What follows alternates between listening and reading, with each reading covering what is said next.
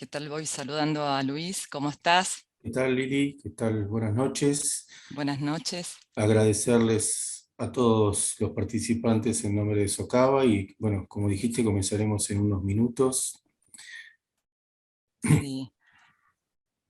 Agradecemos también al Laboratorio Balearda por su colaboración.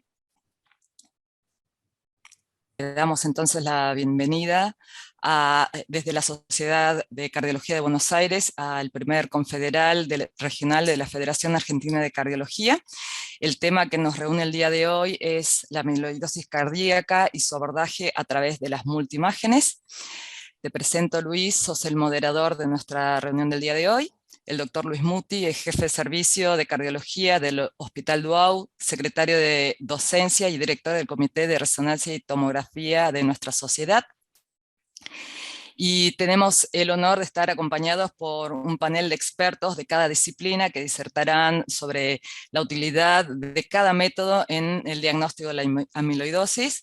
Y luego de la presentación de estos expositores vamos a tener una mesa de discusión con un panel de expertos y tenemos el honor de contar con la doctora Mirta Díez, que es jefa de sección de insuficiencia cardíaca y trasplante del ICVA, con la doctora Natalia Riga, que es cardióloga especialista en ecocardiografía y es staff del servicio de ecocardiografía del Instituto de Cardiología de La Plata y de recuperación cardiovascular del Hospital Nacional del Cruce, y actualmente es vicepresidente del Comité de Valvulopatías de la Federación Argentina de Cardiología.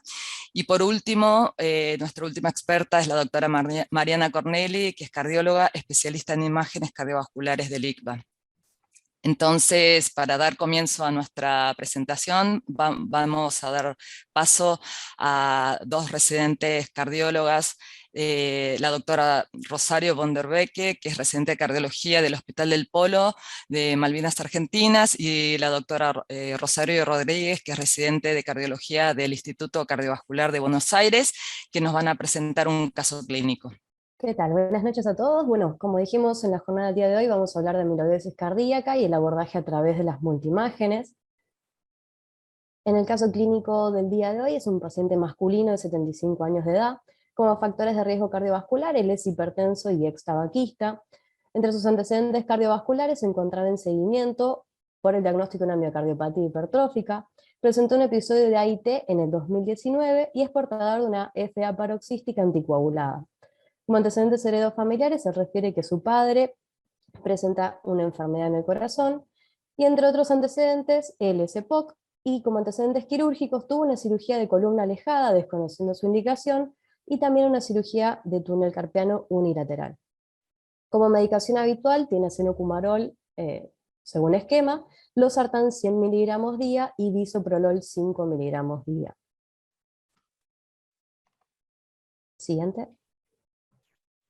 Él consulta al centro por una disnea en clase funcional 2 de aproximadamente un mes de evolución. Al interrogatorio se pudo rescatar episodios de palpitaciones, pero de forma esporádica, y si bien se evidenció que el paciente es buen adherente al tratamiento médico, tuvo que disminuir la dosis de losartán en los últimos meses por episodios de hipotensión y mala tolerancia al mismo. Trae estudios previos de hace 5 años, entre eso un ecocardiograma donde tenía una buena función biventricular, hipertrofia ventricular con 16 milímetros de septum, disfunción diastólica en grado 2 con patrones de llenado del ventrículo izquierdo levemente aumentados. Una espirometría, cuyos valores se encuentran en el límite inferior de lo normal, y por haber presentado palpitaciones en ese momento, también un Holter donde se evidenció ritmo sinusal con extrasístoles supraventriculares aisladas. Al examen físico, el paciente se encuentra con se encuentra lúcido, con controles vitales dentro de valores normales, R1 y R2 en 4 focos, silencios estaban libres, no presentaba signo de insuficiencia cardíaca. En lo que respecta a la analítica de sangre, un hematocrito de 44, función renal y función hepática conservada, ionograma dentro de valores normales, y sí es importante rescatar que el proteinograma electroforético se encuentra dentro de rango normal, la troponina T elevada, con una curva plana pero elevada, y NT-proBNP elevado también en 1600 nanogramos. El electrocardiograma podemos ver la presencia de microvoltaje, con un ritmo sinusal, una frecuencia de aproximadamente 65 latidos por minuto, eje desviado a la extrema izquierda, con presencia de un bloqueo completo de rama derecha y un bloqueo AB de primer grado. También llama la atención la presencia de un patrón símil infarto. Bien, perfecto. Acá, Rosario, perdón que te interrumpa, queríamos hacer un parate y preguntarle al panel de expertos, no sé si Mirta Díez nos quiere resaltar o destacar algo del interrogatorio, del examen físico que le llame la atención por sobre algunos otros. Bueno, el paciente es un paciente que consulta por disnea, y si bien en el examen físico comentaron que no tenía signos evidentes de congestión, en el laboratorio tiene un aumento de los péptidos natriuréticos, así que en principio esto lo tenemos que definir como un cuadro de insuficiencia cardíaca. El paciente tiene algunos datos que podrían llamarnos la atención. Dentro de sus antecedentes, él es hipertenso, pero ahora tiene, digamos, una intolerancia a su medicación habitual. Esto es lo que se llama, está dentro de las banderas rojas, los red flags, para pensar que este paciente puede tener una cardiopatía infiltrativa como causa. También tiene el antecedente de la cirugía del túnel carpiano, que sabemos que es una de las alteraciones no cardíacas de la patología infiltrativa, tiene arritmias, y la otra cosa que es muy interesante es que en el electrocardiograma no tiene evidencia de hipertrofia ventricular, pero sí la tiene en el ecocardiograma. Esa discordancia entre la presencia de hipertrofia o aumento de la masa en el ecocardiograma con un electro que no es compatible, es realmente una bandera roja muy potente para las infiltrativas. Y también tiene un aumento de la troponina y, bueno, como ya vimos, de los péptidos natriuréticos. Así que este paciente, en principio, tendríamos que pensar que la etiología de su insuficiencia cardíaca podría estar vinculada por una cardiopatía infiltrativa por toda la presencia de las banderas rojas que tiene. Perfecto, Mirta, muchísimas gracias. Continuamos ahora a mostrarle las imágenes del ecocardiograma Doppler que se mostraba en ese momento. Esta es una vista parasternal izquierda, un eje largo donde se ve bien aumento de los espesores ventriculares que impresionan concéntrico, aunque hay un cierto predominio a favor del septum interventricular, y hacia la derecha en el Doppler se ve una insuficiencia mitral leve. No sé si acá la doctora Riga, el doctor Ronderos quiere agregar algo más de la imagen. Sí, quizás sea interesante recalcar algo que después vamos a hablar, y es que como está hecho con armónica, el eco, permite resaltar bastante sin llegar a ser un sparkling, una irregularidad bastante manifiesta de la ecogenicidad, tanto del septum como de la pared posterior, incluso del músculo papilar. Cuando eso se ve tan disperso en todas las paredes, es una cosa bastante sugestiva de infiltración, no necesariamente de un tipo de infiltración, pero sí de infiltración o de fibrosis, porque cuando hay una hipertrofia secundaria, hipertensión arterial o estenosis aórtica, eso se ve en el septum, no se ve en todas las paredes como en este caso. Fíjense el tamaño del músculo papilar y miren la ecogenicidad del músculo papilar, que es muy parecida a la del septum. La otra cosa que me gustaría comentar en relación a esto que dijo Mirta, y me parece muy importante, uno no esperaría ver el electrocardiograma que vio con este ecocardiograma, pero no por el voltaje solamente, sino porque ese patrón que parece, siendo un bloqueo de rama derecha como en mi bloqueo anterior, es un patrón que sugiere un infarto por ausencia prácticamente de R en todas las precordiales, y eso es un signo indirecto bastante interesante respecto a la infiltración. Perfecto, muchísimas gracias. Muestro algunas imágenes más. Bien, acá básicamente están las mediciones. La pared, en este caso la pared posterior, la midieron de 1.75 centímetros y el septum interventricular de 1.87. Este es un eje corto donde volvemos a ver el gran aumento de los espesores ventriculares, y en vista de 4 cámaras apical, destacar lo que comentó el doctor Ronderos con respecto a como la imagen que tiene el septum interventricular, dilatación también vía auricular. Bien, acá otra vez un Doppler donde se ve una leve insuficiencia mitral. Interesante acá la relación de la onda E y A, que da una relación de 2, compatible para una disfunción diastólica, en este caso grado 2. Acá el Doppler tisular evidencia una franca disminución de las velocidades tisulares y aumento de las presiones de llenado. Y aquí en un modo M sobre el anillo tricuspidio se ve un TAPSE de 1.8 centímetros.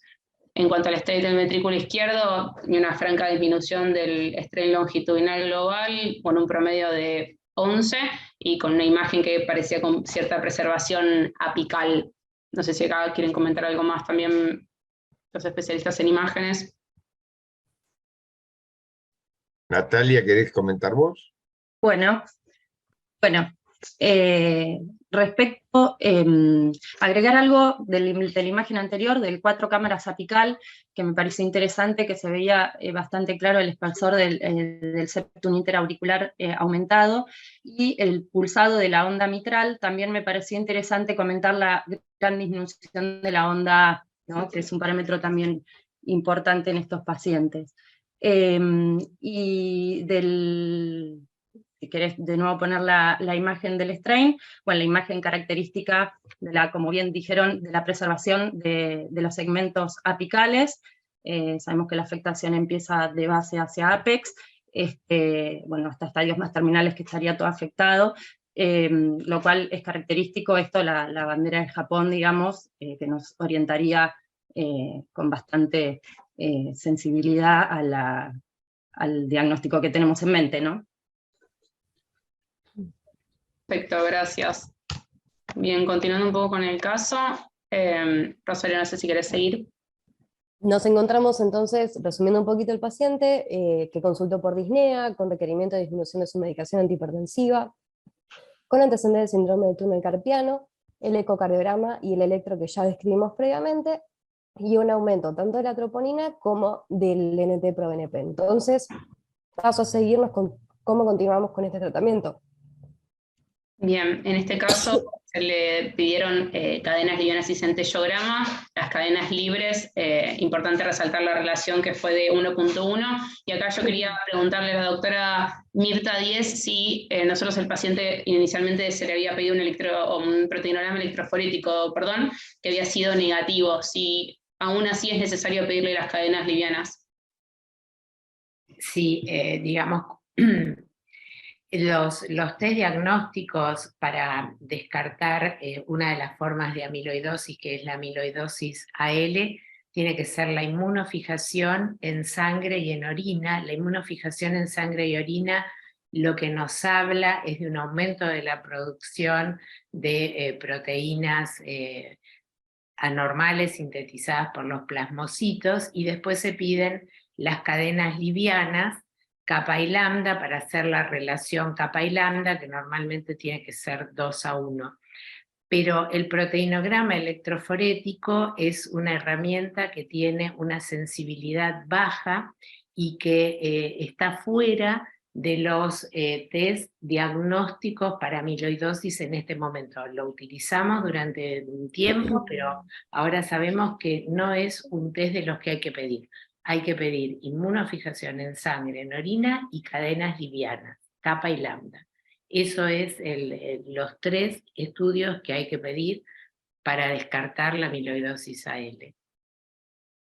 Clarísimo, Mirta, gracias.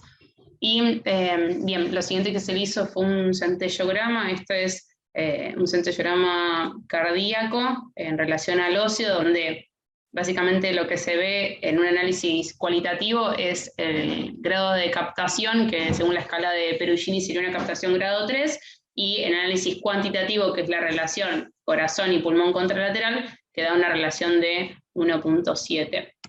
Y después unas imágenes tomográficas del DSP, que son el movimiento, ahí están, perfecto, que básicamente ven la captación a nivel del miocardio del radiotrazador, que es ávido de fosfonatos, En la imagen superior se ve un defecto de relleno, que es donde, digamos, no hay captación de ese radiotrazador, y la imagen en movimiento debajo es la basal de donde se toman todos los cortes siguientes que se están mostrando. Acá quería resaltar las imágenes horizontales de arriba del todo, donde se ve que las primeras que son a color son el D-SPECT y cómo es la buena calidad que tiene en relación a un SPECT convencional, que son las que se ven en blanco y negro hacia inferior. Y aquí no sé si los especialistas en nuclear, el doctor Mereta o la doctora Corneli, quieren hacer algún comentario.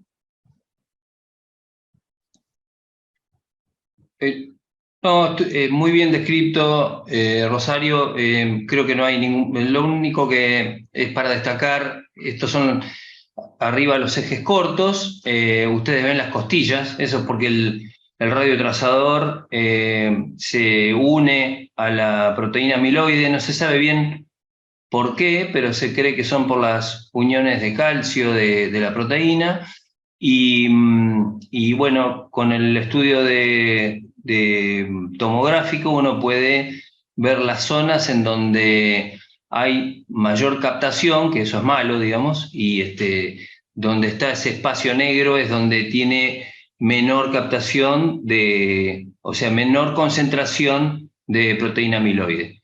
Y también podemos regionalizar, como ven en el cuadro ese celeste que está abajo, podemos regionalizar en qué zona, en qué grupo arterial hay más o menos captación. Perfecto, gracias. Bien, y siguiendo con los estudios que se le realizaron, estas son las imágenes de la resonancia cardíaca, que básicamente son las imágenes fijas en secuencia cine, donde se ve otra vez el aumento de los espesores parietales que afectan al septum interventricular, también a la pared libre, perdón, del ventrículo derecho, e incluso engrosamiento del septum interauricular. Y bueno, nada, si bien son fijas, había preservación de la fracción de sección, pero bueno, sabemos que eso no es sinónimo, ¿no?, de conservación de la función sistólica. Y con respecto tras el realce de gadolinios, se vio que tenía un realce tardío subendocárdico difuso que afectaba los ventrículos, aurículas y hasta las valvas. No sé acá si la doctora Corneli quiere hacer alguna acotación. Muchas gracias, Rosario. Yo, digamos, viendo el algoritmo de imágenes, me parece interesante ver que con el eco tenemos un paciente con hipertrofia ventricular izquierda, que ante todas las banderas rojas que mencionaba Mirta, uno sospecha amiloidosis, que tal vez si no está tan acostumbrado a sospechar este tipo de patología, se queda con que tiene hipertrofia, con el supuesto antecedente de miopatía hipertrófica, y bueno, unas formas de encarar estos hallazgos es con la resonancia cardíaca, que después la doctora Ricapito nos va a explicar claramente, de poder tipificar la hipertrofia ventricular izquierda, que es una de las formas de entrada que tiene justamente la resonancia cardíaca para terminar de definir este cuadro clínico. En este caso se eligió en primera instancia el centellograma con fosfolatos, que está perfecto. Alejandro va a dar una clase espectacular explicando la disponibilidad y lo fácil que es hacer el método, pero me parece que estos hallazgos que son clásicos de amiloidosis, me parece importante tener en cuenta el rol que tiene este algoritmo diagnóstico justamente ante un ventrículo con hipertrofia, poder caracterizar aún mejor esa hipertrofia ventricular izquierda. Perfecto, clarísimo, gracias, Mariana. Bien, y Rosario, no sé si quieres continuar. Finalizando lo que es la evaluación del paciente, se decide hacer un test genético, donde vino una variante heterocigota VAL142 de la transtiretina, la cual se asocia previamente con la amiloidosis cardíaca. Bien, perfecto. Resalta la importancia, lo que nos aleja principalmente es de la posibilidad del diagnóstico de una variante wild type, sino que nos hace pensar siempre la posibilidad de algo hereditario y no descartar por la edad del paciente solamente la realización del test genético. Y finalmente, en lo que respecta al tratamiento del paciente, se indicó anticoagulación con apixaban, diuréticos de asa con furosemida y eplerenona, y tafamidis. Todo esto asociado a la indicación de rehabilitación cardiovascular, la restricción salina y completar los esquemas de vacunación. Bien, y acá no sé si Mirta querés hacer algún comentario con respecto al tratamiento.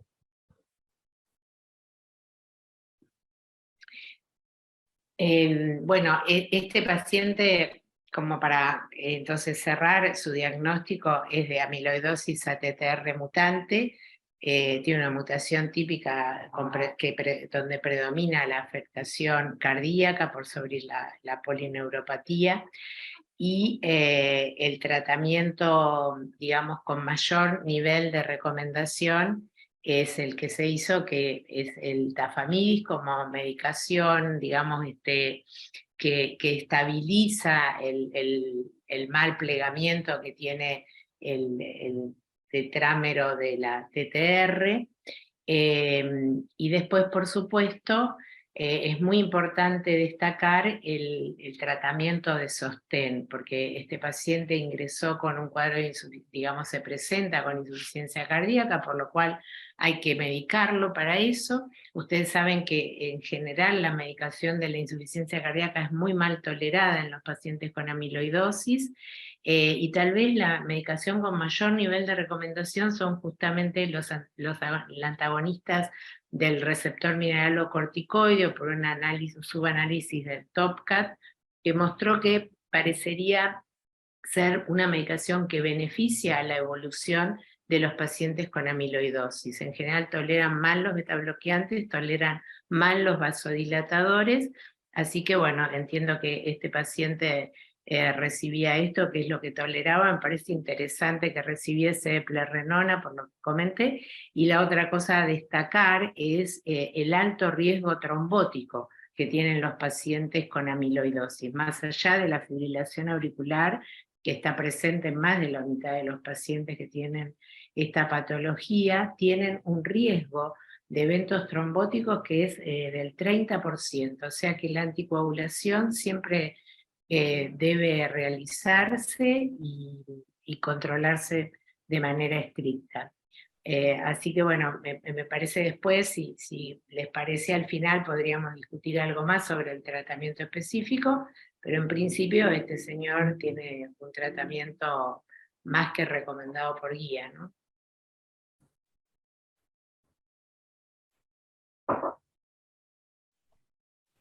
Bien, perfecto. Ahí terminó el caso clínico. Muchas gracias. Bueno, no sé si el doctor Ronderos quiere comenzar con su presentación. Sí, el doctor Ronderos es expresidente y miembro emérito de la Federación Argentina de Cardiología, es consultor y director del Fellowship de Imágenes Cardiovasculares del Instituto Cardiovascular de Buenos Aires, es también director del Instituto de Cardiología de La Plata y director de maestría de ultrasonido de cardiología en la Universidad Nacional de La Plata. El doctor nos hablará de ecocardiografía, los nuevos avances en amiloidosis. Muchísimas gracias y es un honor tenerlo con nosotros. Gracias por la presentación, gracias por la invitación. Un gusto compartir este webinar en el Miniconfederal de la región bonaerense. Y la primera pregunta que yo creo que tenemos que hacernos cuando hablamos de amiloidosis hoy es ¿por qué hablamos de amiloidosis hoy? Porque en realidad la amiloidosis es una enfermedad que conocemos hace mucho tiempo y hoy parece que todo nos apunta a tener que hablar, diagnosticarla y estar ocupados de ella mucho más tiempo. Acá hay una pequeña ilustración que yo saqué de un trabajo de la Sociedad Europea, de la Revista Europea de Cardiología de Insuficiencia Cardíaca, publicado el año pasado, donde realza que del 2010 al 2021 la cantidad de trabajos publicados respecto a los algoritmos para diagnóstico de amiloidosis fueron de 0 prácticamente a 13. Es decir, la cantidad de interés que se ha puesto en la amiloidosis es muchísimo mayor. Y básicamente creo que es porque hemos aprendido algo más respecto a la amiloidosis que llamábamos primaria, que hoy llamamos amiloidosis por TTR, donde como Mirta ya insinuó y también en la presentación se insinuó, hay dos tipos, un tipo genético y un tipo salvaje, y además hemos aprendido más sobre la secundaria a las enfermedades de las discrasias de las células plasmáticas,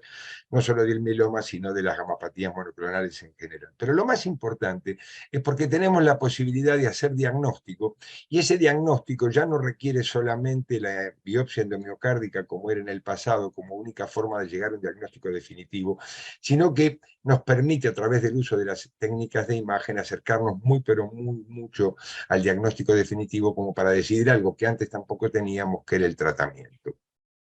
Vamos a analizar un poquito por qué es tan importante la ecocardiografía como primer paso para la sospecha o el primer avance en el diagnóstico de la amiloidosis. Básicamente ustedes saben que en la amiloidosis hay un engrosamiento de las paredes del corazón, y ese engrosamiento de las paredes del corazón es fácilmente visible no solo por la ecocardiografía, sino por la resonancia magnética también, pero la ecocardiografía es el primer peldaño y el más accesible para hacer ese diagnóstico. Y ese engrosamiento no se debe, como en el caso de las sobrecargas de presión, a una hipertrofia de las células musculares de la pared del ventrículo izquierdo primero, o del ventrículo derecho en los casos de hipertensión pulmonar, donde se acompañaría de un aumento del voltaje del electrocardiograma, sino de una infiltración del intersticio por estas fibrillas de amiloide que se depositan, aumentando el espesor sin aumentar el volumen de las fibras musculares, por lo cual hay bajo voltaje en el electrocardiograma.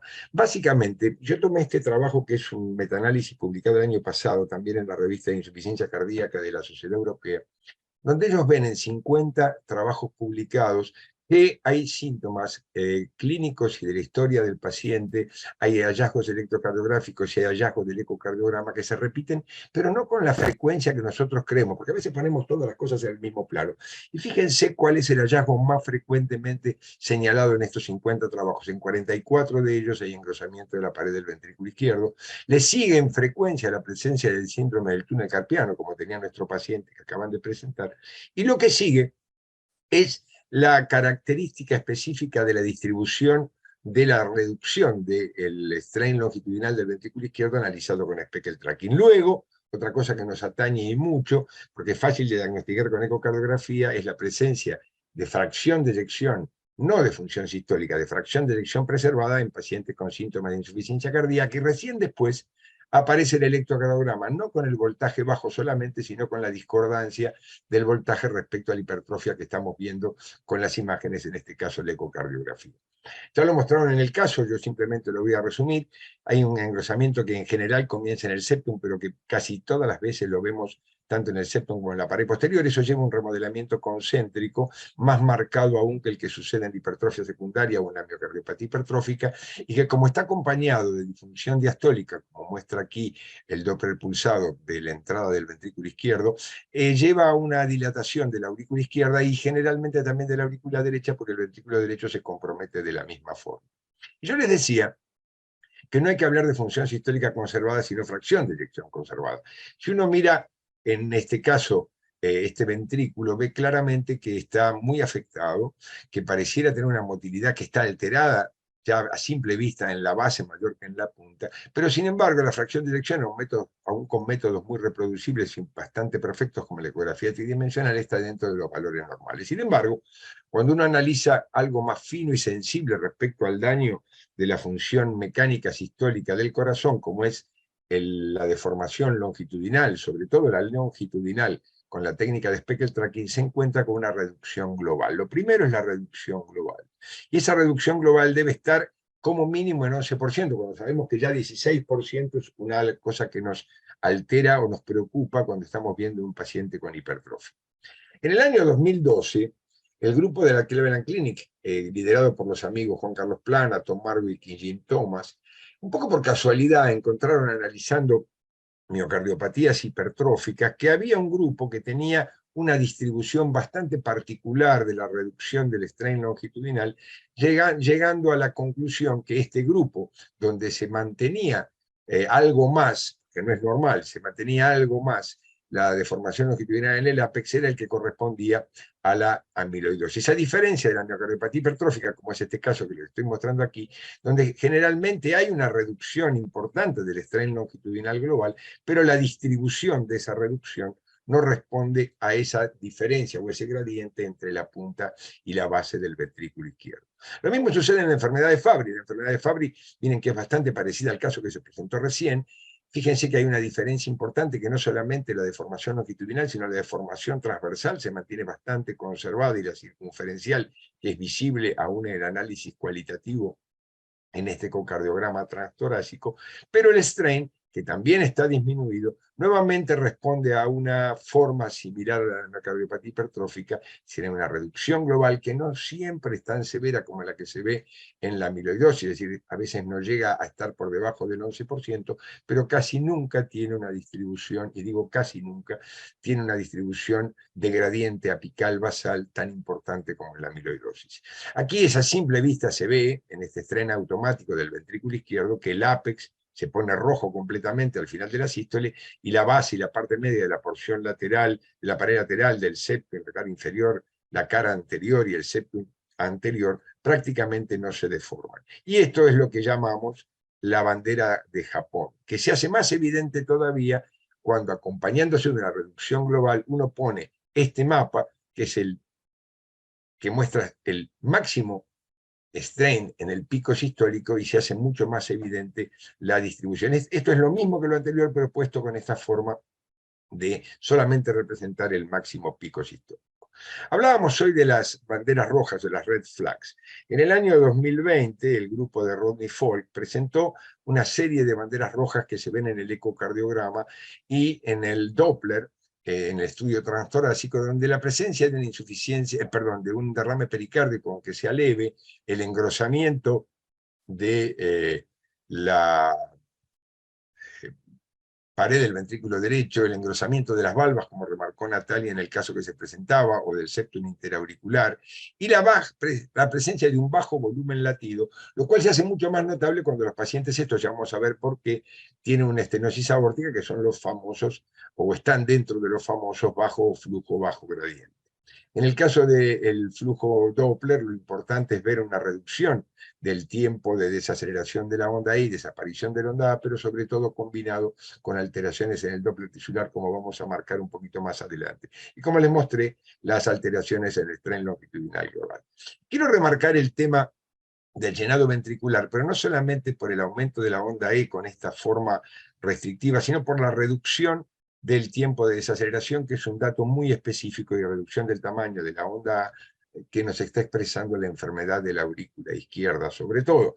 Y en el caso del Doppler tisular, y esto es muy pero muy importante, la disminución de la velocidad de la onda sistólica. Y esto no hace falta hacer speckle tracking, simplemente con poner el pulsado en la pared lateral del anillo mitral, uno puede ver esta reducción significativa de la velocidad sistólica del desplazamiento del anillo y la disminución también de las velocidades diastólicas. Esto es muy característico de las restrictivas y particularmente desinfiltrativas como la amiloidosis. Algo que tenemos que destacar y que el eco tiene ya de hace mucho tiempo, desde que las armónicas se popularizaron en los estudios diarios, es que mejora mucho la relación entre la señal y el ruido, lo que permite destacar diferencias de las interfaces que permiten ver con mucha claridad las características anormales del intersticio. Fíjense cómo ese sparkling, o ese burbujeo, por si lo quiero traducir del inglés, se ve en todas las paredes del ventrículo izquierdo, en la pared del ventrículo derecho, en el septum interauricular y hasta en las valvas, lo cual expresa con mucha fuerza la posibilidad de una infiltrativa, y por frecuencia la más probable es la amiloidosis.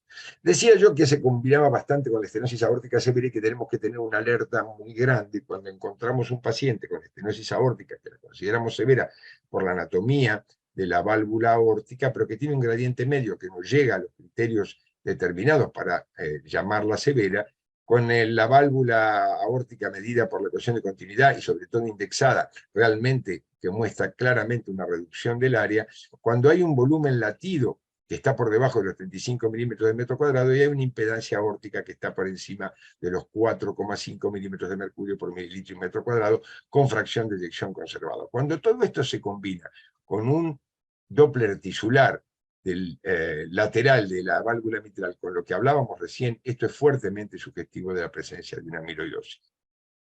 ¿Con qué frecuencia sucede esto? Fíjense que en los pacientes añosos, la insuficiencia cardíaca con fracción de eyección conservada, en el 20% de los casos se está hablando de pacientes que tienen amiloidosis por TTR. En las estenosis aórticas severas de mayores de 80 años, un 10% de los pacientes tienen este tipo de anormalidad, y cuando vemos los pacientes que van a someterse a TAVI, un 16% de los pacientes, estos son datos sobre un número importante de pacientes publicados en el European Heart Journal ya hace bastantes años, tienen la presencia de amiloidosis por TTR. Fíjense que llega casi a un quinto de los pacientes sometidos a reemplazo o a implante percutáneo de la válvula aórtica por estenosis aórtica bajo flujo y bajo gradiente.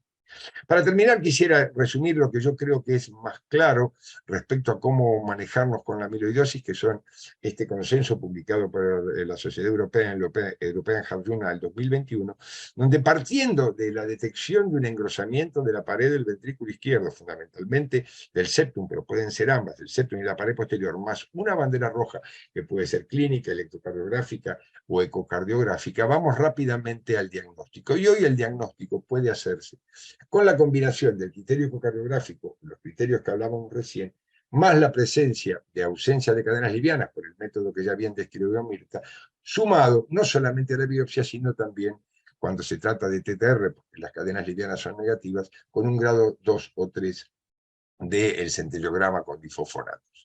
En el caso de la ecocardiografía, esto me parece bastante útil cuando uno tiene un septum mayor de 12 milímetros, y eso se combina con dos de estas tres cosas que les voy a nombrar. La presencia de una disfunción diastólica grado 2 o mayor, la presencia de una disminución global de las ondas del Doppler tisular en el anillo lateral mitral, o una disminución del strain longitudinal global, eso es diagnóstico de amiloidosis. Y cuando utilizamos algo un poquito más finito, como sería un multiparamétrico, le damos puntaje a estas cosas, a la relación entre el espesor de las paredes y el diámetro, es decir, que marca un remodelamiento concéntrico muy importante, eso vale 3 puntos, la presencia de un E' con velocidades que lleva una relación mayor de 11, eso vale 1 punto, un TAPSE disminuido, 2 puntos, una disminución global del strain, otro punto, y 3 puntos cuando vemos esta característica de la bandera de Japón, donde hay un gradiente entre la punta y la base que es mayor de 2.9. Sumando 8 puntos de esto, nosotros podemos hablar de la presencia de una amiloidosis con la ecocardiografía. ¿Y por qué es tan importante la ecocardiografía? Esto está tomado de Gustavo D'Acquarti, del ICVA, sobre un caso que presentamos hace un tiempo. Fíjense que desde el momento que se vio el primer red flag, que fue el túnel carpiano, al diagnóstico pasaron 10 años. Desde que se vio la hipertrofia por primera vez, pasaron 6 años.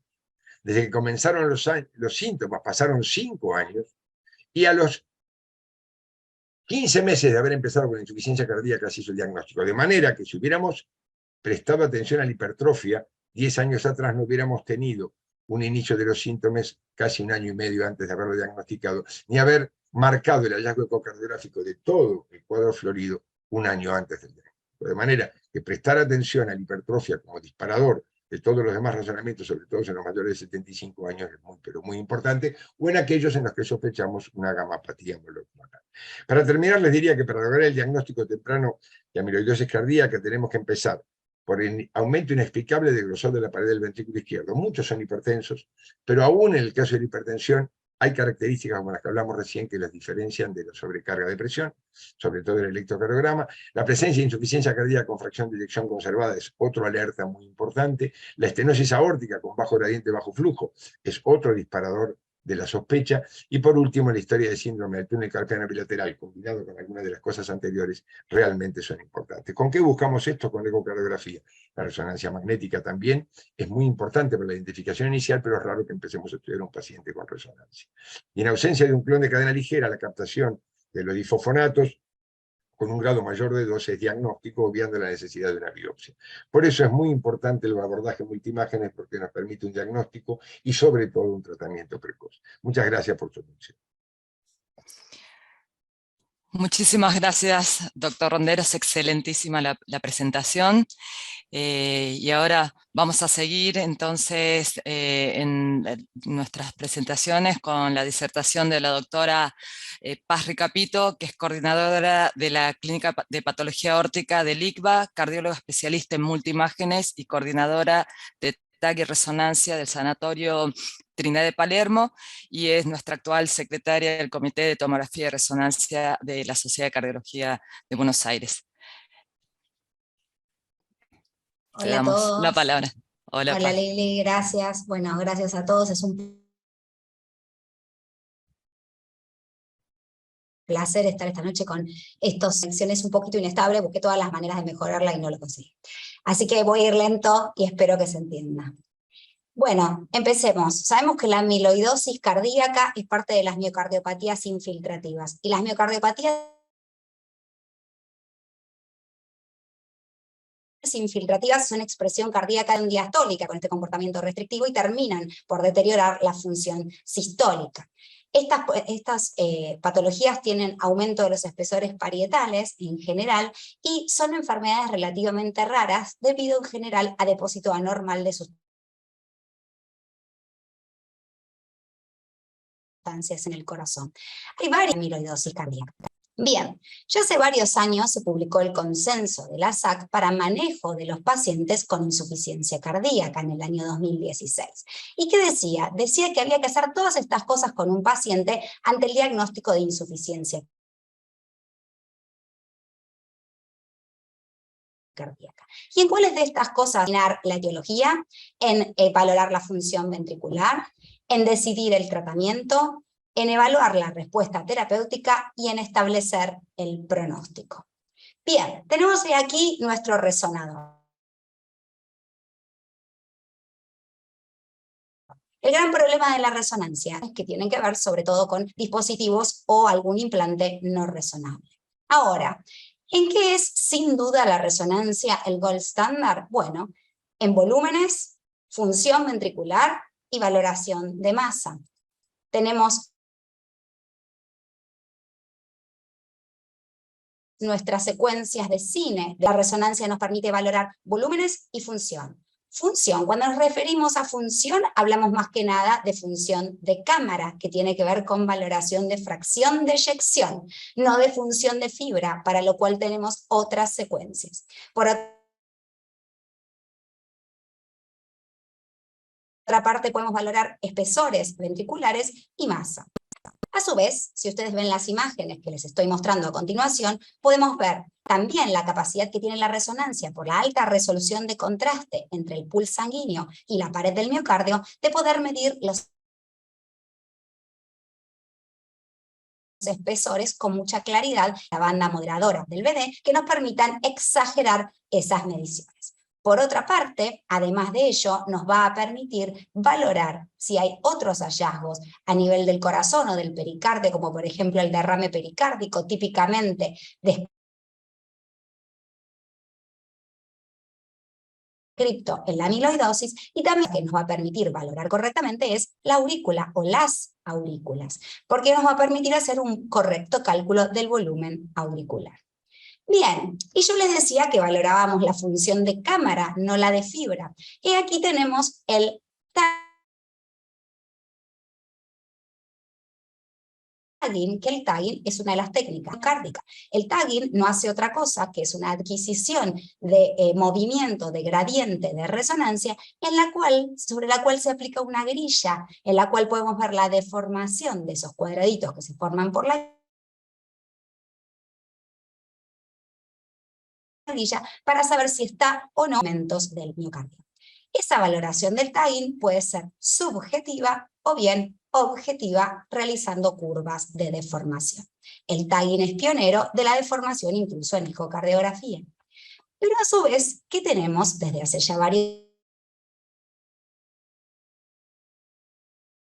años? Tenemos la posibilidad de procesado. Entonces, yo para hacer tagging necesito adquirir una secuencia específica. Pero para hacer técnicas de tissue tracking, como el feature tracking, que se hace en resonancia, no necesito una adquisición de una secuencia específica,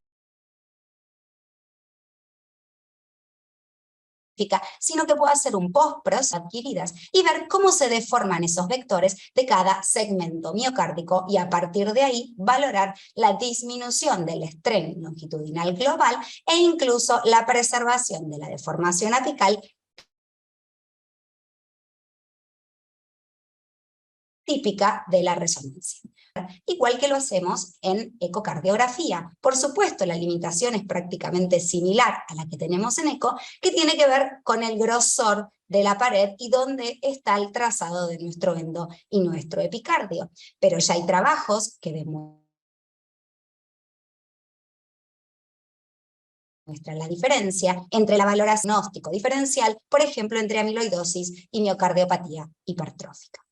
Por otra parte, dijimos volúmenes, función ventricular y masa, pero ¿de qué otra cosa es el gold standard la resonancia? De la caracterización tisular. Y en principio,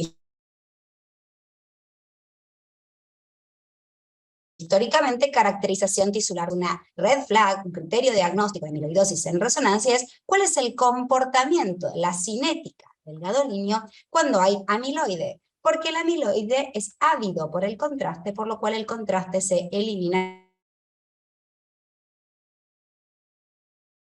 rápidamente del pool sanguíneo. Y fíjense que la dinámica en tiempo tanto del blood pool como del miocardio son muy similares, lo que dificulta el tiempo de anulación. Ahora, ¿cuál es el patrón de realce tardío más típico? Bueno, el subendocárdico difuso, que no respeta territorios coronarios, derecho, que involucra incluso a las aurículas, al septum interauricular. Ahora, ¿es el único patrón que existe en resonancia de amiloidosis? Pues no. Más allá de la anulación subóptima, también hay anulación transmural global, también hay algún realce parcial por depósitos como el Fabry, y también hay otro tipo de patrones. Ahora, algo importante que esto le va a gustar al doctor Ronderos, es que todos hablamos de que la ecocardiografía es operador dependiente, pero la resonancia también. Y al principio, si nosotros no sospechamos amiloidosis en un paciente con hipertrofia, no vamos a ir a hacer el realce un tiempo adelantado a los 2-3 minutos, y lo vamos a hacer a los 10 minutos. Si lo hacemos a los 10 minutos, todo ese contraste, todo ese gadolinio ya se va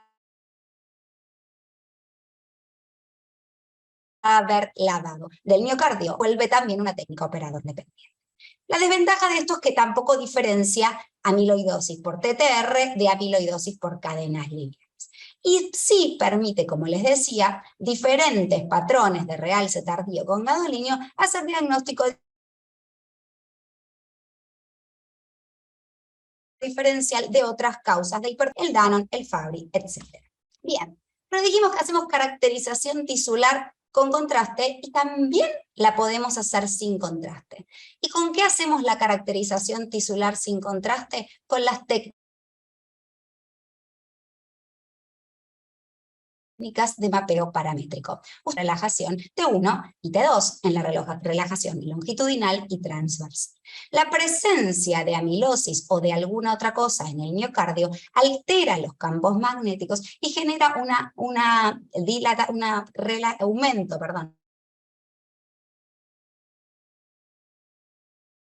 de los tiempos de relajación. El tiempo de relajación T1 y el mapeo paramétrico de T1 va a estar aumentado. ¿Y para eso necesito contraste? Pues por supuesto que no, lo que es muy útil sobre todo en los pacientes con disfunción renal. Por otra parte, también podemos combinar con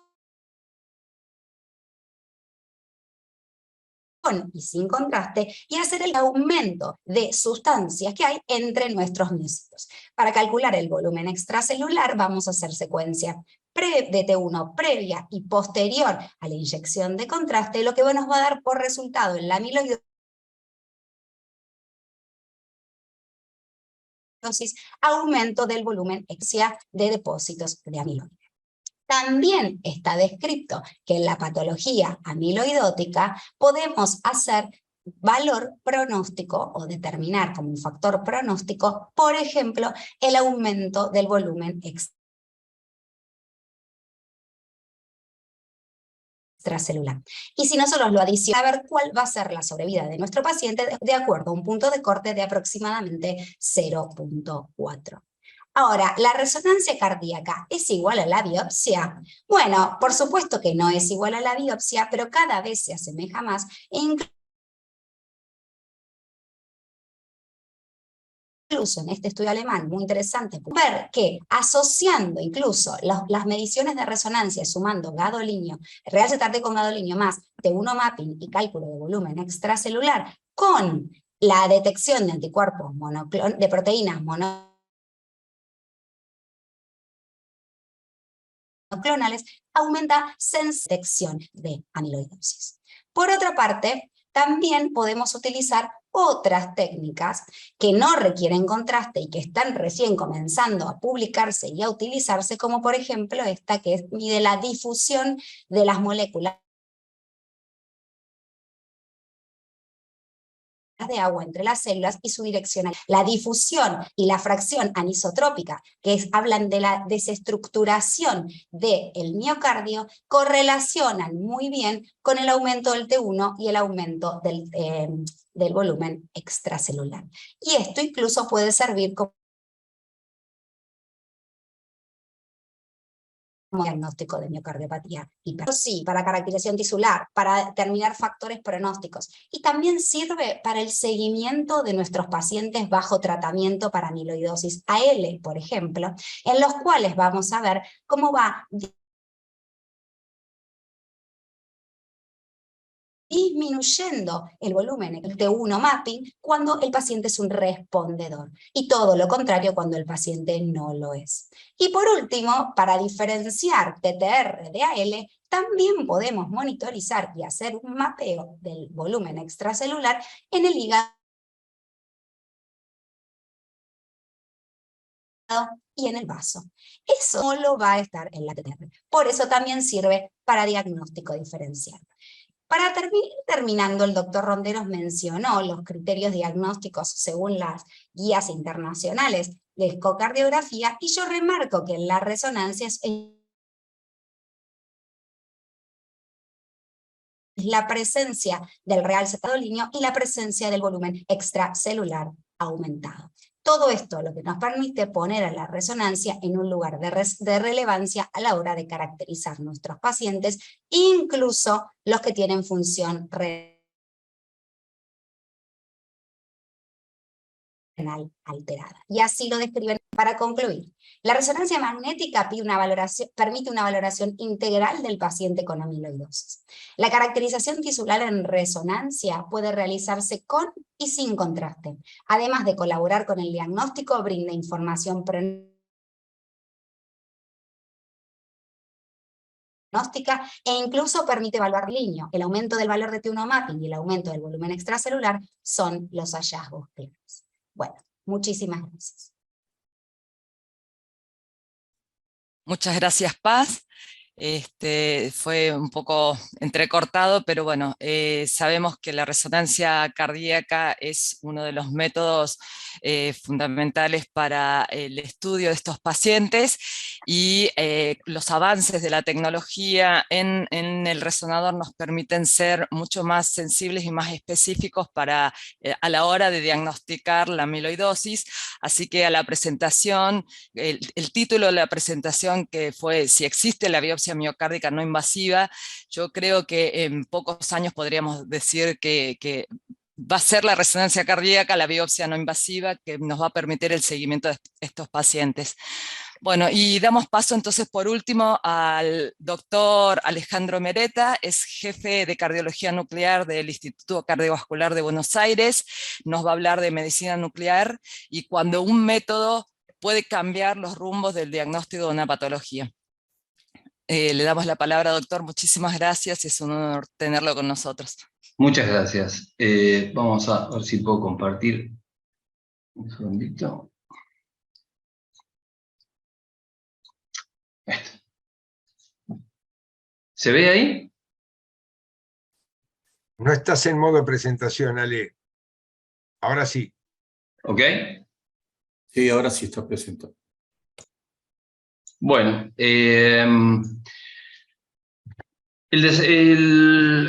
la pregunta de esta charla es si la medicina nuclear cambia los rumbos, y la respuesta creo que está aclarada, ¿no? Se ha bautizado como la biopsia no invasiva. La amiloidosis cardíaca, ya se dijo en esta charla, que es una patología que se ha ido aprendiendo con el tiempo a buscar, ya que se confunde entonces con varios cuadros como la hipertensión, insuficiencia renal crónica, miocardiopatía hipertrófica, estenosis aórtica, y quiero resaltar entonces la importancia de tener un equipo de diagnóstico multidisciplinario con la alta experiencia para poder hacer los diagnósticos como corresponden. La amiloidosis por TTR tiene una avidez muy importante por los radiotrazadores óseos, y la amiloidosis cardíaca por AL tiene una mínima avidez o un poco menor que la previa, y entonces no se sabe cuál es el mecanismo de unión, es desconocido, y hay una hipótesis que las fibras de amiloide tienen mucha avidez por estos radiotrazadores. Los radiotrazadores que se utilizan son pirofosfato, tecnesio DPD, que no existe en nuestro medio, y HDMP, que es el que utilizamos nosotros. Es muy sencillo, se hace una inyección, no requiere ningún tipo de preparación, y las imágenes se adquieren unas 2 a 3 horas más tarde. Utilizamos siempre el SPECT, y cuando hay mucha avidez del trazador, y nosotros en nuestro equipo no tenemos dificultades en hacer gate SPECT, eso facilita los diagnósticos. La escala que se utiliza es la escala de Perugini, como pueden ver en este Bull Body que se ve a la izquierda de la pantalla, y a medida que este trazador se va haciendo cada vez más ávido en comparación a los huesos, entonces se habla de un grado 2 y 3 como la positividad diagnóstica para amiloidosis por TTR. También hacemos cuantificaciones en las imágenes planares y sacamos la relación que existe entre el corazón y el pulmón. Utilizamos el SPECT en casos donde los diagnósticos son confusos, como por ejemplo pueden ver a la izquierda un grado 0, definitivamente 0, es negativo, y en estos pacientes que tienen alteraciones de la columna y en general son confusos, el SPECT siempre puede mejorar la precisión diagnóstica, como pueden ver acá en este caso, en donde el diagnóstico de grado 1 era confuso. Cuando hicimos el SPECT se ve perfectamente que es una captación positiva. Con el equipo que tenemos actualmente, nosotros tenemos imágenes de alta resolución similares al PET, y pueden ver que podemos ver la función ventricular. Este es un estudio de HDMP, donde pueden ver las costillas en los ejes cortos. Pueden ver cómo a medida que nos adentramos dentro del tórax aparece la imagen cardíaca, y nosotros podemos tomar también la función ventricular en el mismo momento. La distribución del radiofármaco estamos estudiándola, pero fíjense que en esta zona, como se presentó en el caso clínico, donde la imagen tiene una falta de captación, es donde el miocardio está menos invadido o no está invadido por la sustancia amiloide. Lo que estamos marcando en este caso es en la perfusión, está captada en la fibra amiloide. No estoy tomando la perfusión como se suele hacer habitualmente con los estudios que son convencionales con MISBI. En cambio aquí lo que estamos marcando específicamente es la captación del miocardio por el tejido amiloide. Nosotros tenemos experiencia, hemos publicado en la revista Medicina en el 2018 en un grupo de pacientes, de 49 pacientes, la posibilidad de diferenciar entre la amiloidosis AL y la amiloidosis TTR. Esto se hace tomando en cuenta la cuantificación. Fíjense que, por supuesto, la amiloidosis por TTR tiene una captación muy elevada, pero valores de 1.38 nos han hecho diagnosticar amiloidosis por cadenas livianas en forma similar a lo que se muestra en la literatura, y esto entonces refuerza que con una captación tenue uno debería siempre medirla, cuantificarla, para ver si no se trata de una amiloidosis por AL. En nuestro instituto, los pacientes han llegado en el diagnóstico inicial con un diagnóstico de amiloidosis de un 14%, y cuando nosotros utilizamos el centellograma óseo hemos elevado este diagnóstico a un 92%. Como mencionó hace un rato el doctor Ronderos, en el trabajo del doctor Dacuarti, se ve que la utilización de la centellografía ha disminuido el tiempo del diagnóstico y esta es una experiencia que realmente utilizamos hasta el presente. ¿Qué es lo que sucede entonces? ¿Cuál es el desafío? Y como ya se mencionó también, el proceso, durante un tiempo el paciente se encuentra asintomático, después empiezan síntomas y signos subclínicos, después empiezan los signos y síntomas iniciales, hasta que finalmente nos llegan los pacientes con síntomas avanzados, y esto es por la cantidad de amiloide que se va depositando con el correr del tiempo y nos va dando todos estos síntomas que se van presentando con el correr del tiempo.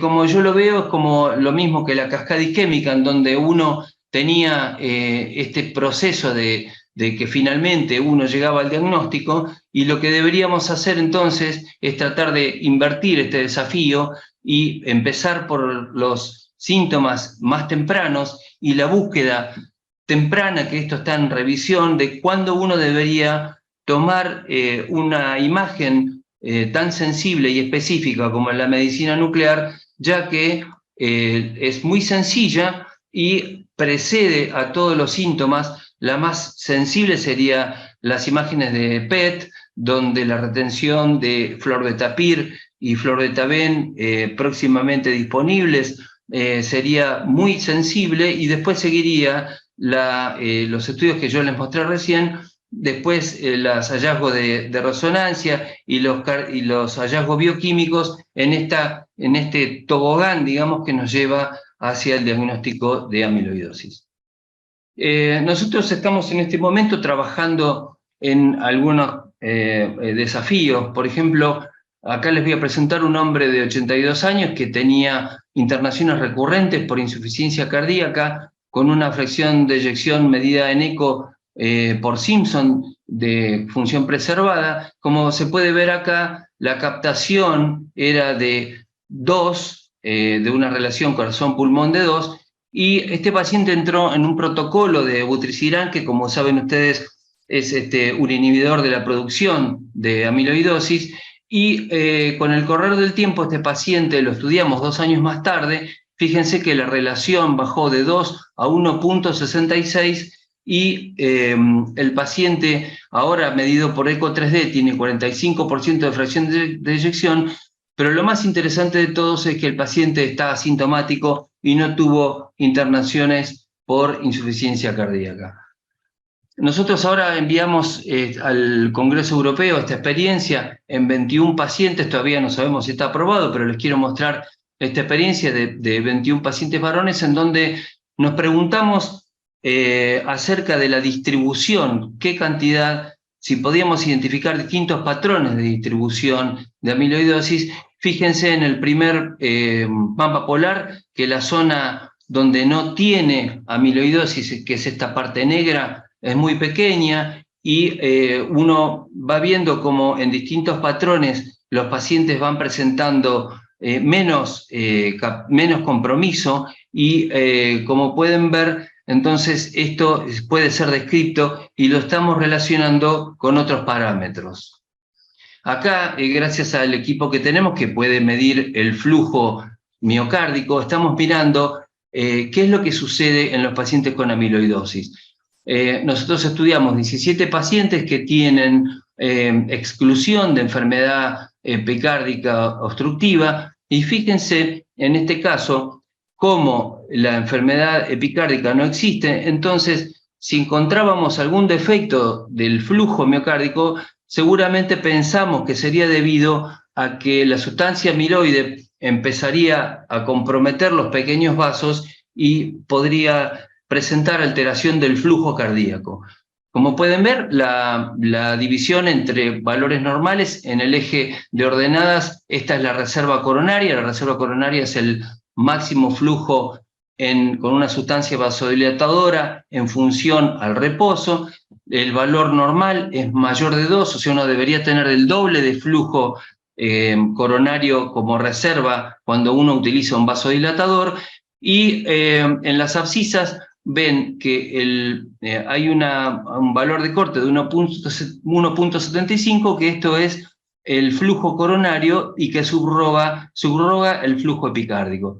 Entonces, fíjense, en este caso nosotros tomamos en el primer paciente que tenía una relación corazón-pulmón de 2.23 y un compromiso muy importante de amiloide, y encontramos que su reserva coronaria era muy baja, de 1.27, y un pico flujo, es decir, un pico flujo que permite la subrogación de la velocidad dentro de la arteria y de los pequeños vasos, muy bajo también, de 1.10. Esto lo ubica en un cuadrante muy alterado, tanto de reserva coronaria como de velocidad dentro de la arteria. Y en este paciente, por ejemplo, en donde el compromiso es menor, ustedes ven acá esta parte negra, es lo que el paciente no tiene comprometido con amiloide, y entonces el pico flujo ya es mayor, 1.45, y su reserva ha mejorado un poco. Y en este caso, el paciente tiene prácticamente la mitad de su ventrículo sin sustancia amiloide, y el pico flujo es normal y la reserva coronaria es normal. Es decir, que estamos viendo cómo la enfermedad amiloide compromete también la microcirculación, y eso probablemente también la función cardíaca.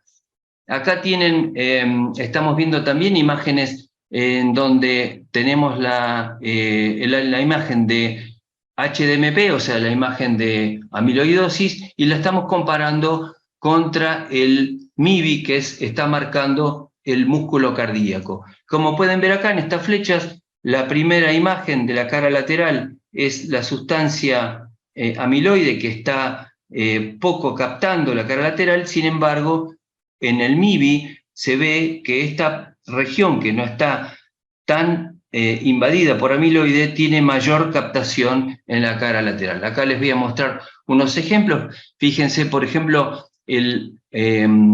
la marcación con sustancia amiloide. Ven que en este caso, en la cara anterior es menor, pero es muy significativa en la pared inferior, y cuando uno le pregunta cómo está el miocardio con el MIBI, ven que donde hay poca sustancia amiloide, el MIBI está presente, es decir, hay mucho miocardio con buena función. Sin embargo, en la pared inferior hay poco MIBI porque hay mucha sustancia amiloide que seguramente ha desplazado la vitalidad de la pared inferior. En este caso, con unas marcaciones por fusión, lo que vemos es que la captación que se ve en negro por debajo es la captación de HDMP. Cuando superponemos, por supuesto, el mismo paciente con MIBI, fíjense que detrás del plano mitral hay una región que está captando, y esto seguramente es la aurícula, como estamos viendo en los estudios que estamos haciendo ahora. Así que mis conclusiones son que sigue siendo esta una patología de subdiagnóstico, como ya se mencionó acá, que el centellograma cardíaco constituye una biopsia no invasiva con alta sensibilidad y especificidad diagnóstica para TTR. Es un estudio sencillo, de alta disponibilidad, se puede utilizar en cualquier servicio de medicina nuclear, siempre utilizando el trazador adecuado, y que la cuantificación permite orientar al subtipo de amiloidosis. El centellograma cardíaco estaría recomendado como screening por algunas escuelas de medicina, como screening diagnóstico en la insuficiencia cardíaca de novo en 60 años, y esto se podría discutir. Esto es lo que proponen algunos centros. Muchas gracias por su atención. Muchísimas gracias, doctor Mereta. Excelente presentación a todos los disertantes. Y bueno, y ahora damos apertura a la mesa de preguntas con los expertos y con los panelistas y los disertantes. Empiezo con la primera pregunta que se hizo en la presentación del caso clínico. Voy a intentar encontrarlo, pero bueno, estaba dirigida sobre todo a la doctora Mirta. Preguntan sobre la utilidad del paciente que venía intolerando la medicación de su insuficiencia cardíaca, si en ese caso el agregado de sacubitril o valsartán o DAPA sería una indicación.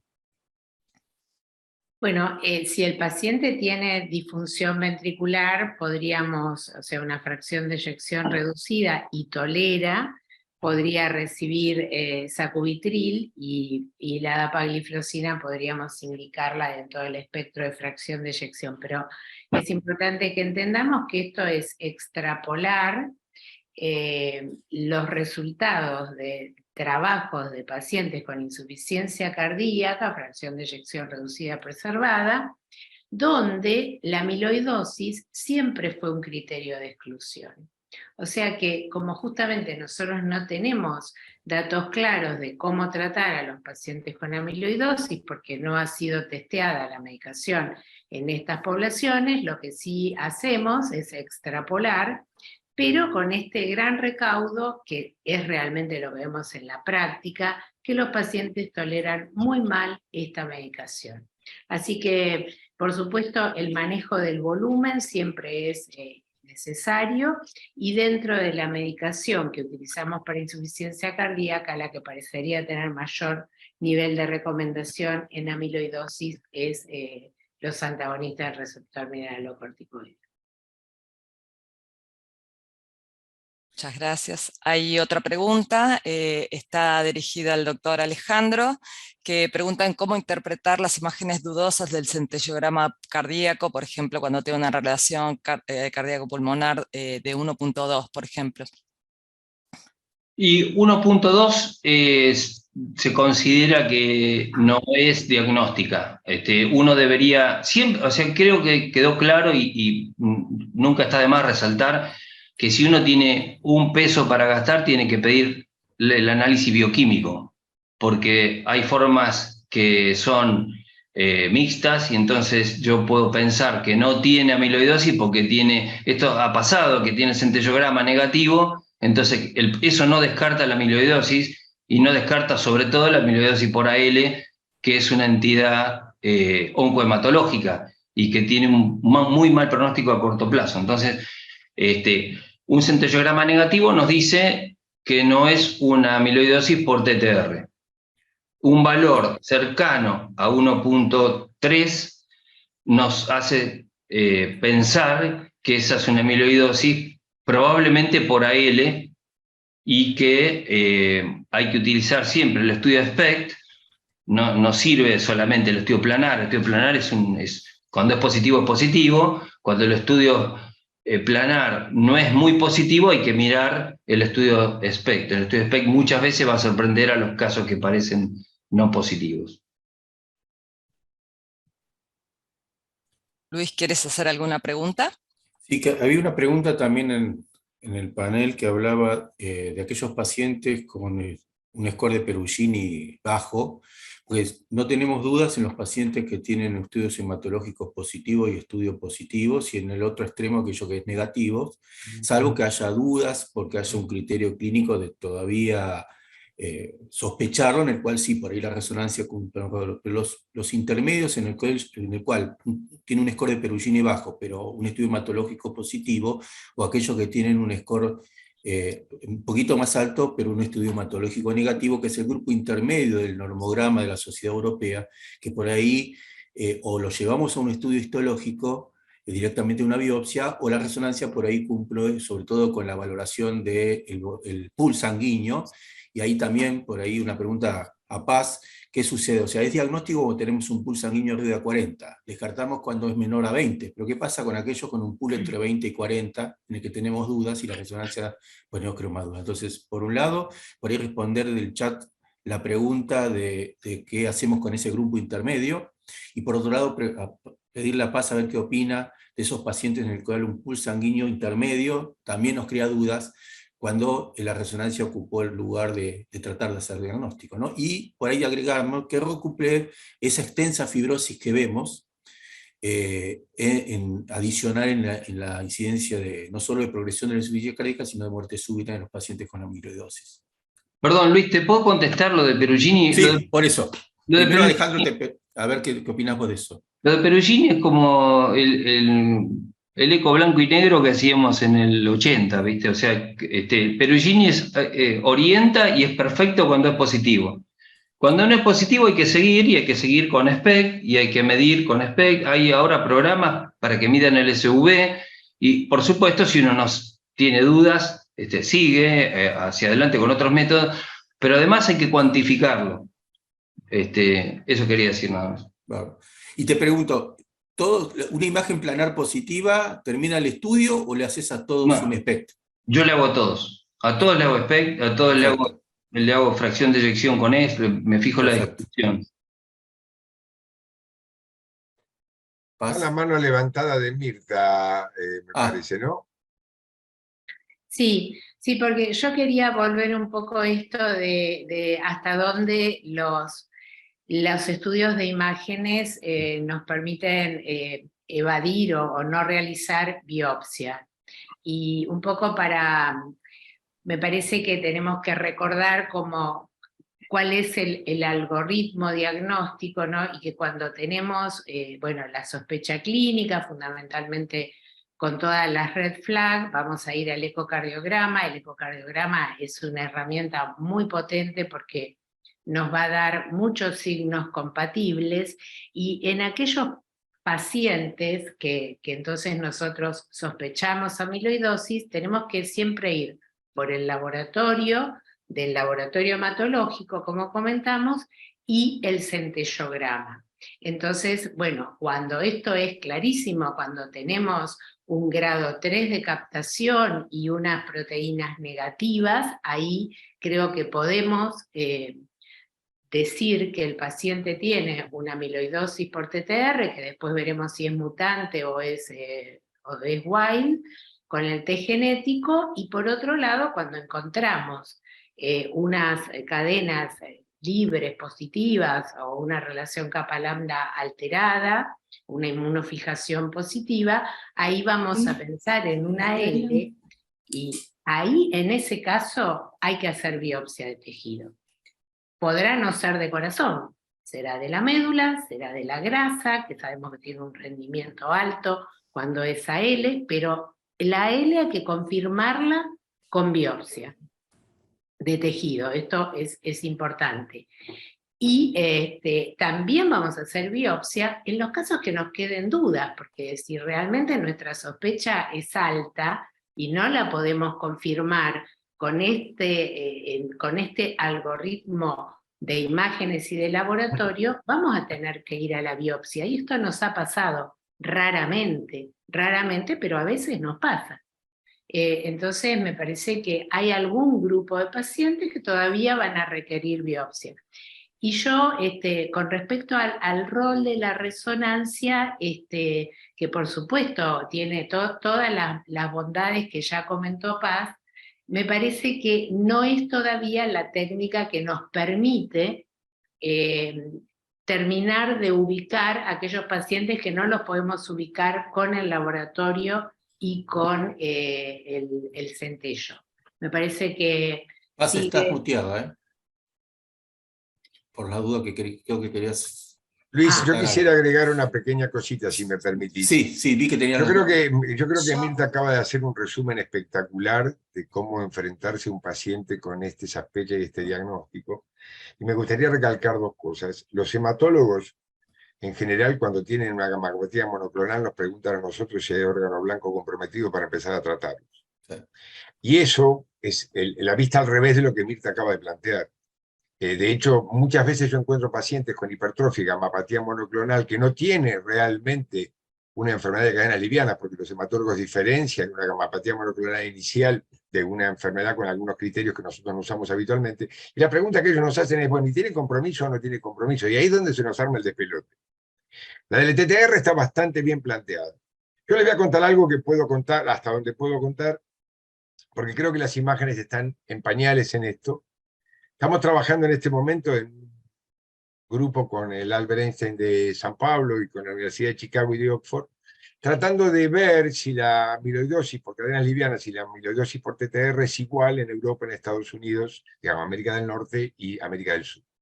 Parece una pregunta, cuando a mí me plantearon este trabajo me pareció hasta tonto, lo charlamos mucho con Mirta en su momento, vamos a entrar en esto con Juan Pablo Costabel, y realmente vamos a tener resultados para junio y pareciera ser que no son distintas, que son todas iguales. Eso es un paso gigantesco para ir hacia un lugar que es que la inteligencia artificial empieza a solita marcarnos el diagnóstico cuando hacemos un ecocardiograma. Como esta red flag que tenemos que integrar en nuestra cabeza, las va a integrar directamente la computadora a través de una base de datos muy grande, en la cual empezamos a diferenciar lo que es normal de lo que no es normal y lo que es amiloidosis de lo que no es amiloidosis cuando hay engrosamiento de las paredes. Y esto va a ser un paso enorme hacia adelante. Pero subrayando lo que dijo Mirta, todavía vamos a estar lejos de lo que es la biopsia, ya sea de médula ósea o de miocardio, para tener la certeza de lo que estamos viendo son fibras amiloides. Con esto no quiero quitarle a Paz el derecho de decir que se acerca mucho a la resonancia, pero coincido con Mirta, creo que nos falta un poquito todavía. Gracias. ¿Puedo decir algo? Sí, Paz. Vos siempre decís algo, Paz. No se me escucha, así que están salvados. Se te escucha entrecortado. Ya sé, no pude hacer nada. Lo que digo es que coincido 100% con Mirta. La ventaja que tiene la resonancia, no para ser el único diagnóstico, es verdad, es por eso en los algoritmos está puesto como está, la resonancia como método en general, es que secuencia tras secuencia va verificando los diagnósticos. Entonces va demostrando las cosas secuencia por secuencia, y tiene una gran capacidad de hacer diagnóstico diferencial. Me parece que el rol para el diagnóstico diferencial, sin contraste, pudiendo demostrar el aumento del volumen extracelular, la respuesta al tratamiento valorada por el seguimiento de ese volumen extracelular. O sea, la resonancia tiene un lugar. No creo que sea hoy el lugar de reemplazar. Por eso no están los algoritmos ahí arriba, por eso parece que ese sigue siendo el lugar. Y hay algo que me gustaría decir, calculo que Marian puede comentar algo también de lo que estoy diciendo, pero me parece que la resonancia es algo que va hacia eso. Fíjense que ahora estamos utilizando difusión de moléculas de agua como en la tractografía cerebral, de ir más allá, e incluso tiene un rol en los pacientes en los que, por ejemplo, tienen patologías coexistentes, como por ejemplo cardiopatía isquémica y cardiopatía infiltrativa. El otro día discutíamos un paciente que no sabían cuánto del deterioro de su función ventricular tenía que ver en sí. Entonces me parece que ese es el rol, obvio, que decimos biopsia por la caracterización tisular, pero yo estoy de acuerdo con eso, y por eso nunca mandé el mensaje de que la resonancia es primera en los algoritmos. No, al revés, si yo hago una resonancia por un paciente hipertrófico, porque en realidad viene al revés en general, todos sospechan miocardiopatía, ¿no? No sé, Marian, si vos querés decir algo de esto, yo no digo más. Coincido 100% con vos, casi, porque en general pasa eso, el diagnóstico es otro, es hipertrófica, es cardiopatía hipertensiva, y uno llega al diagnóstico de una infiltrativa justamente por esa caracterización tisular y hace el diagnóstico diferencial. Me parece que al día de hoy coincido con vos, el rol que tiene la resonancia fundamentalmente es para eso, y en un futuro con todo lo que estás presentando probablemente tenga valor pronóstico, que ya lo tiene, pero también para hacer monitoreo de tratamiento, que también me parece que es una gran oportunidad que puede tener en el método entonces para hacer el monitoreo de estos pacientes.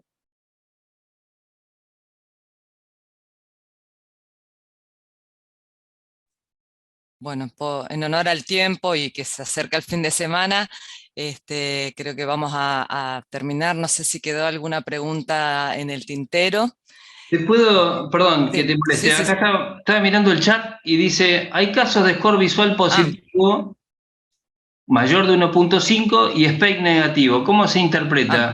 que lo que estás midiendo es pool vascular, o estás metiendo costillas, o estás midiendo otra cosa. Porque si es positivo midiendo algo, digamos, grosero, como medir algo y que un número no te dé y no lo estás viendo bien, eso seguro que es pool vascular. Tenés que hacer el estudio más tarde, un poco más tarde, y cortarlo con SPECT. El SPECT te dice si lo que vos estás viendo es pool vascular o estás viendo un borde, que es el borde cardíaco. Perfecto, muy atento, doctor, muchísimas gracias. Justo se me había escapado en las preguntas, las estaba leyendo, pero bueno, muchísimas gracias a todos. No Lili, sé si quieren terminar Lili, Sí. Ahí tenemos a Luciano. No sé si Luciano querés decir algo, y también decir que en el chat el presidente de la FAC actual, el doctor Luis Aguinaga, nos agradece y nos felicita por la presentación y el MINE Confederal, así que, y Luciano, no sé si querés cerrar. Bueno, en principio les quiero agradecer a todos los participantes en nombre de la Sociedad de Cardiología de Buenos Aires. Hemos generado una actividad científica de altísima calidad con referentes con su expertise en este tema, así que les agradezco muchísimo. Agradecer a la doctora Choe, al doctor Muti, a Paz por la organización del evento.